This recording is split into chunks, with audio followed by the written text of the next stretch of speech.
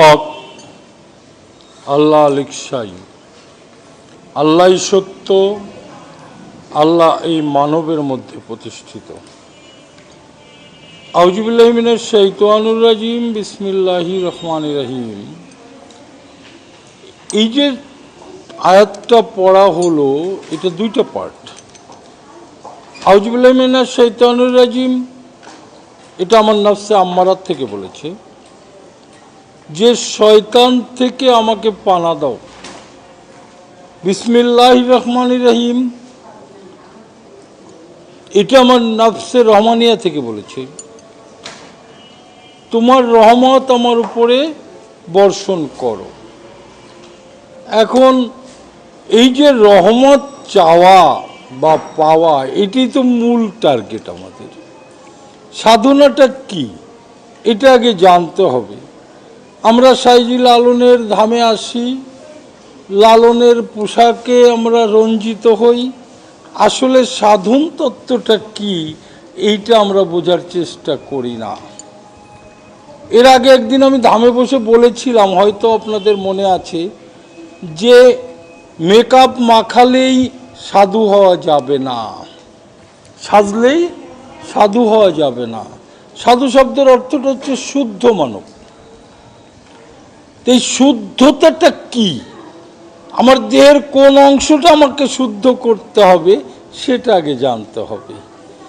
তো যখন জানতে চেষ্টা শুরু করব, তখন সর্বপ্রথম এসে যাবে আমার রিপুর তাড়না।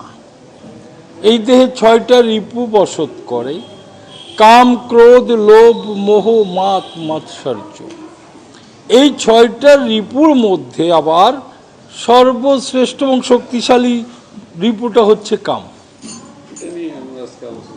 আজকের আলোচনাটা এইটার উপরেই আসবে, যেটা আমাকে বলা হয়েছে যে আসলে এই কামকে কন্ট্রোল করে কিভাবে আমরা সিদ্ধতায় পৌঁছাতে পারবো। তো আসলে বিষয়টা হচ্ছে কি, যে শুধু রিপু দাবড়ালে হবে না, আগে এই দেহটাকে জানতে হবে, এই দেহের পঞ্চবেনাকে জানতে হবে। আগুন, পানি, বাতাস, মাটি, নূর, এই 5টা বেনা আছে এই দেহের মধ্যে। এখন যখন আমরা এই 5টা বেনাকে জানার চেষ্টা করব, তখন একটা একটা করে আমাদের কন্ট্রোল করতে হবে। যখন আমি আগুনের কর্মটাকে জানবো, যে আমার দেহে আগুন কোন অংশটা, কোথার থেকে আগুনের উৎপত্তি, তো তখন আমরা সেই বিষয়টাকে নিয়ে যখন চিন্তা করব বা ভাববো, তখন আমরা ক্লিয়ার হতে পারবো আর আগুনকে দমন করতে পারবো। আর যখন আগুনকে আমি দমন করব, তখন আগুন তো আর আমার দেহের ক্ষতি করতে পারবে না।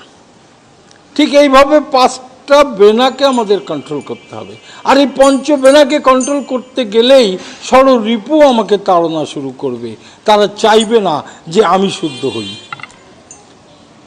তখন আমাদের একে একে ষড়রিপুকে কন্ট্রোল করতে হবে। আর এই ষড়রিপু কন্ট্রোল করতে গিয়ে আমরা যে সমস্যাটা সবচেয়ে বেশি, সেটা হচ্ছে কাম, ক্রোধ আর লোভ। এই 3টা হচ্ছে দেহের শক্তিশালী রিপু। এখন প্রথমে ক্রোধকে কমাতে হবে। এখন কমাবো কিভাবে, বিষয়টা সবাই বলছে যে কমাতে হবে কমাতে হবে, কিন্তু আসলে কমাবোটা কিভাবে? তাহলে ক্রোধটা কোথার থেকে আসলো? আমার ক্রোধটা আসছে অগ্নি থেকে। যখন আমার শরীরে অগ্নি উত্তপ্ত হয়, তখনই হিটেড হয়ে যায় শরীর। আর হিটেড যখন দেহ হয়, তখন ব্রেন হিট হয়, আর তখনই আমার ক্রোধ হয়। তাহলে আমার এই হিটটা কিভাবে কমাবো? তাহলে এখানে সেবার বিষয় রয়ে গেছে, কি তাই তো? এখানে সেবার বিষয় রয়ে গেছে, যে তুমি সেবাকে কন্ট্রোল করো, তুমি আহারটা কন্ট্রোল করো। আর যখন আমি আহারটা কন্ট্রোল করতে পারবো, তখন আমার দেহে ক্রোধটা কমে যাবে। আর ক্রোধ যখন কমে যাবে, আহার কমে যাবে, তখন হচ্ছে আমার লোভ পাশাপাশি কমে যাচ্ছে। যখন আমার প্রয়োজন কম হয়ে যাবে, তখন তো আর আমার লোভ থাকবে না। আমি আগে বলেছি সাধনাটা কি, তাহলে টার্গেটে পৌঁছানোটাই হচ্ছে সাধনা।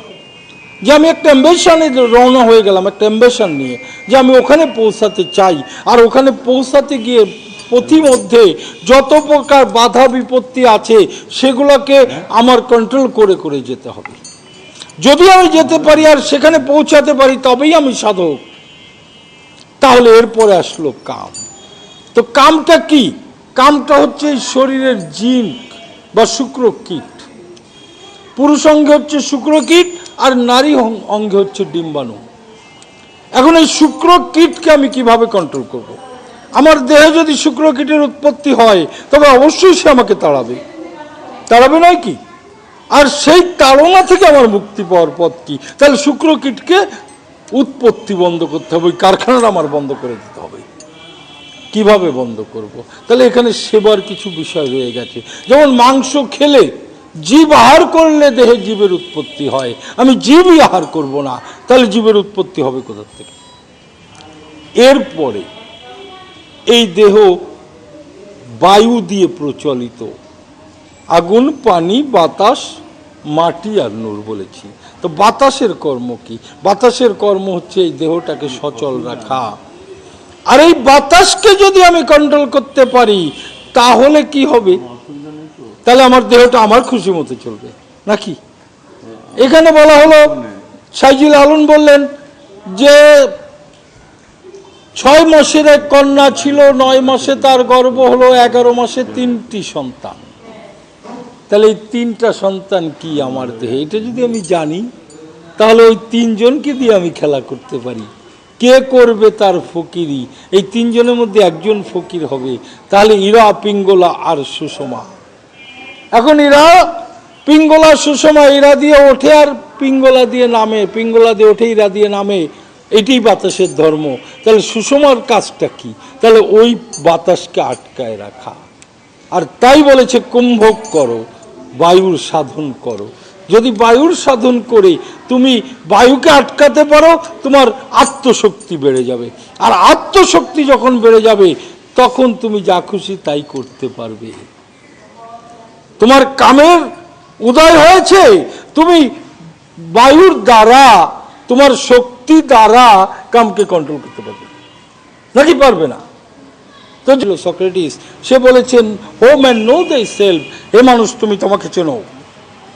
The great poet Hazrat Muhammad Ahmadi sallallahu alaihi wasallam says the manner of nafsu faqad arafa rabbahu.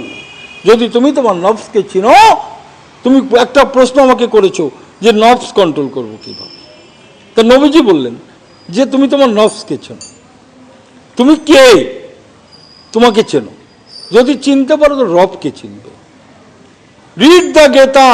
গীতাতে বড় লিখলো, কি লিখলো? গীতাতে লিখেছে আত্মানুং বিদ্ধি। তুমি তোমার আত্মাটাকে চেনো। আর আমার সাইজি বললো আত্মাটাকে, তা বললো যে আত্মা নামে কর্তা হরি, আর স্বয়ং স্রষ্টাই আমার ভিতরে বসে আছে আত্মার উপরে। যেখানে মক্কা মদিনা সমস্ত কিছু এই আত্মার মধ্যেই আছে। আর এই আত্মাটাই হচ্ছে নফস। আর এই আত্মাটাকে কন্ট্রোল যখন আমি করতে পারবো তখন তো আমার আল্লাহ আমাকে ধরা দেবে। তার আগে কি দেবে? দেবে না। তো নিজেকে জানতে হবে, চিনতে হবে, বুঝতে হবে, তারপরে সাধনার জগতে যেতে হবে। আর এখন দেখা যায় এই কুষ্টে আসলে আমি দেখি, অনেক দেখেছি যে ওই সাইজির আখড়ার ভিতরে যখন অনুষ্ঠান হয়, ইয়াং ছেলে পেলে সব সাধু সাধু বয়ে রয়েছে, বউ একটা সাথে আছে, চারিপাশে মেয়ে অনেকগুলো বসে আছে। কেউ হাত টেপে, কেউ ভাও টেপে, কেউ আর মেকআপও করে দেয়। এরা কি সাধু? এরা সাধু নামের কলঙ্ক। আমি অকপটে কথা বলি, যদি কারোর হিম্মত থাকে আমাকে যেন প্রশ্ন করে কেন বলেছি। আজকে আমি কেউ না, আমি আমাকেই চিনতে পারি না, তাহলে আমি সাধু সাজবো কি করে? কি দেবো? আজকে তো দিব বড় সাধু হয়ে যেত, কিন্তু সে তো সাধু হইল না। কেন হয় নাই? সে তো আমার চাচা গুরু, আমি স্বীকার করি, কিন্তু কেন তার গায়ে লেবাস নাই? আজকে আমার গায়ে কেন লেবাস? কি দেব? এর পিছনে এই কারণ একটাই, যে সে তাকে চিনতে পারে নাই, সে তাকে কন্ট্রোল করতে পারে নাই, সে তার সংসারকে কন্ট্রোল করতে পারে নাই। যদি পারতো আজকে আমার মতো সাধু হয়ে যেত, ব্যাকগ্রাউন্ডে কোনো টেনশন নাই আমার। আমি ছেলে মেয়ে যা আছে সব দান টান কইরা দিয়া থাকো, সম্পদ টম্পদ দিয়া আজকে আমি রাস্তায় রাস্তায় ঘুরে বেড়াচ্ছি।